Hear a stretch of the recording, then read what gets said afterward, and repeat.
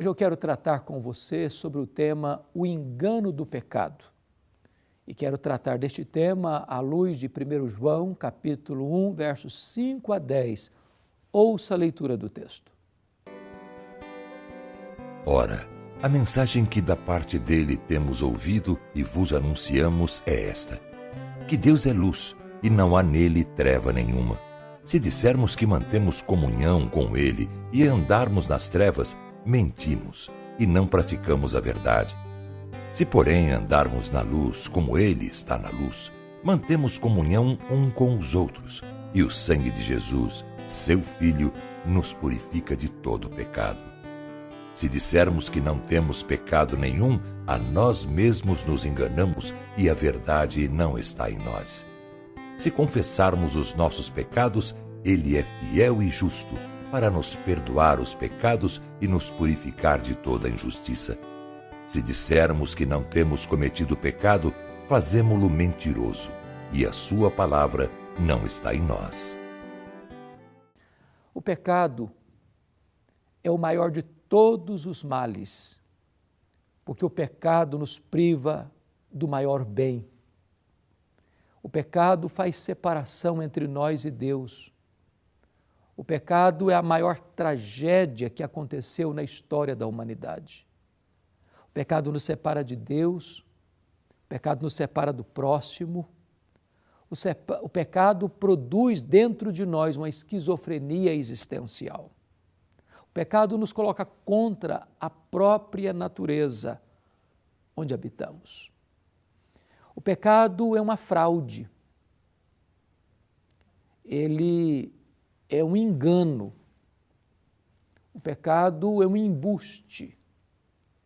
Ele vem dourado, colorido, sugestivo, apetitoso, glamouroso, mas ele esconde por trás desse glamour um anzol de morte. O pecado seduz como uma isca apetitosa, ele atrai como uma armadilha, mas o final da linha do pecado é a morte. O pecado promete para você alegria e paga com tristeza. Promete a você liberdade, mas escraviza. Promete para você prazer, mas produz desgosto e culpa. Promete para você vida, mas depois mata. O pecado é enganoso. E eu quero tratar, à luz do texto, sobre 3 enganos do pecado. Em primeiro lugar, o pecado nos leva a tentar, a enganar o nosso próximo. Passamos uma imagem colorida de nós mesmos, otimista, piedosa. Mas se as pessoas nos conhecessem como de fato nós somos, talvez ficariam escandalizadas, talvez se afastariam. A Bíblia diz que se nós andarmos na luz como Deus está na luz, é que nós temos comunhão uns com os outros. Mas quando se anda nas trevas, é impossível ter plena comunhão, porque as trevas não permitem um relacionamento de integridade, de fidelidade, de respeito, de amor e de companheirismo. Quando você abriga o pecado no seu coração, você precisa botar uma máscara, você precisa ser hipócrita, você precisa fingir, você precisa passar uma imagem de você mesmo que você lá dentro sabe que não é mais verdade. Então o pecado leva você a tentar enganar as pessoas, porque de fato o que está acontecendo lá no seu íntimo chocaria as pessoas, escandalizaria as pessoas, ofenderia as pessoas, afastariam essas pessoas de você. Daí o perigo do pecado, é que ele seduz você, ele engana você, para que você então tente passar uma imagem mais otimista a seu respeito de que de fato é a realidade a seu respeito.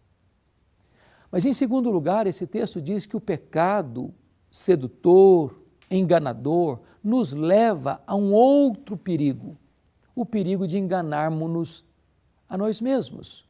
Veja o que o texto diz: se dissermos que não temos pecado nenhum, a nós mesmos nos enganamos e a verdade não está em nós. Esse é um estágio mais avançado, mais perigoso, mais sutil, mais desastroso. É quando você vive no pecado e de repente não sente mais tristeza pelo pecado, de repente a sua consciência não dói mais, as setas que feriam a sua consciência estão rombudas e você não sente mais nada, parece que vira tudo normal, você se acostumou, sua consciência ficou cauterizada. E aí você olha para dentro de você mesmo e já acha-se uma pessoa maravilhosa, uma pessoa boa, você se exalta, você tece elogios às suas próprias e pretensas virtudes. Daqui a pouco você pensa que nem pecador você é. Você começa a olhar para você sem nenhuma possibilidade de existir reparos mais na sua vida. É porque o pecado enganou você. Isso é um estágio terrível de cauterização, de endurecimento do coração, onde a sua cerviz, o seu pescoço não se dobra mais. E aí você se tornou escravo do pecado, já tem prazer no pecado, não sente mais tristeza por ele, o pecado te dominou, te domesticou, te botou num controle pleno e total. Você se tornou escravo dele. Mas há uma terceira área, uma terceira fase, um terceiro estágio desse engano ainda mais perigoso. Veja o que o texto diz: o pecado tenta nos levar a enganar o próprio Deus. O versículo 10 diz assim: se dissermos que não temos cometido pecado, fazemos Deus mentiroso e a sua palavra não está em nós. No momento em que você se julga sem pecado, você está dizendo que a afirmação de Deus de que todos pecaram e destituídos estão da glória de Deus não é verdadeira. Assim, aqueles que negam o fato de serem pecadores e negam os seus próprios pecados estão fazendo Deus de mentiroso, estão tentando enganar o próprio Deus. O pecado é maligníssimo, diz a Bíblia. O pecado, ele é pior do que a doença, é pior do que a pobreza, é pior do que o sofrimento, é pior do que a própria morte. Esses males todos, embora tão terríveis, não podem afastar você de Deus. Mas o pecado afasta você de Deus agora e por toda a eternidade. O pecado é maligníssimo porque o salário do pecado é a morte. Como é que você resolve esse problema do pecado? O texto nos ensina duas coisas. Primeiro, está dito aqui no versículo 9, se confessarmos os nossos pecados, Deus é fiel e justo para nos perdoar os pecados e nos purificar de toda injustiça. Se você concordar com Deus que você é pecador, e se você se arrepender, e se você se voltar para Deus, há perdão para você. O que encobre as suas transgressões jamais prosperará, mas aquele que as confessa e deixa alcançará misericórdia. Mas o texto ainda nos diz, e o sangue de Jesus nos purifica de todo o pecado. Você pode ser perdoado, você pode ser purificado, você pode ser limpo aos olhos de Deus, se você reconhecer que é pecador, se você se arrepender dos seus pecados, se você recorrer a Jesus, Jesus perdoa pecados e o sangue de Jesus lava você de todo o pecado. Eu quero orar em seu favor, quero colocar sua vida diante de Deus. Agora mesmo você pode se arrepender e voltar-se para Jesus e crer nele e receber dele o perdão e a vida eterna. Deus, eu oro por aqueles que estão nos assistindo, que a Tua boa mão seja sobre eles, que a Tua graça os alcance e que eles se livrem de seus pecados, encontrando Jesus Cristo e nele o Teu pleno perdão. Em Cristo Jesus oramos. Amém.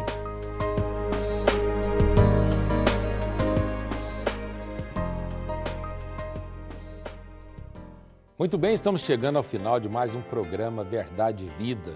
Nós louvamos a Deus por essa oportunidade que Deus tem dado à Igreja Presbiteriana do Brasil, anunciar o Evangelho como ele é. Nós precisamos mesmo desta fidelidade à palavra de Deus. Precisamos da ousadia para fazer isso. E você pode nos ajudar, sendo um parceiro em missão. Ligue para nós de segunda a sexta no horário comercial e diga: eu quero ser um parceiro em missão. De segunda a sexta, você pode usar o telefone 0800 119 105. 0800 119 105. Diga: eu quero fazer parte desse ministério de evangelização através da televisão. E nós vamos enviar para você, como sinal de gratidão, esse livro do pastor Hernandes, Gotas de Esperança para a Alma. Um sinal, uma demonstração do nosso agradecimento a você. Seja um parceiro em missão. De segunda a sexta, no horário comercial, ligue 0800 119 105. A Igreja Presbiteriana do Brasil, que está aqui no nosso país desde 1859, tem o compromisso de pregar a palavra de Deus.